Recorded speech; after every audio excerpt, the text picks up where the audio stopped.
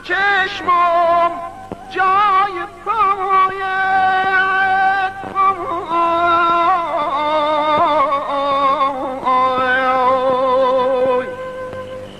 از این ترسم که غافل گشنی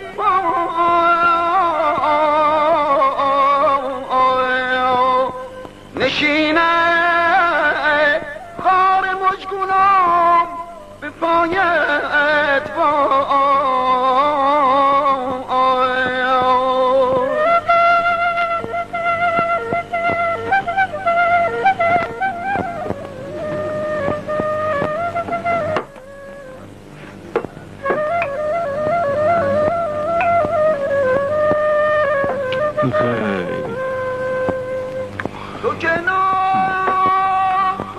ناراحت نباشه ای در آقا.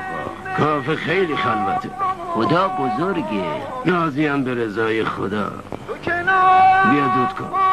دست شما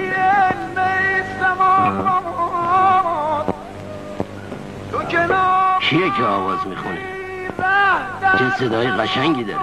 رادیوس داره میخونه. نه این صدا از رادیو نمیتونه باشه، صدا از کوچه و خیابونه. حتما رهگذری داره برای دلش آواز. شاید. برو ببین کیه، اگه شد بیارش اینجا. چشم. به یاران که رسی ای هات ای هات وایسه ببینم جوون.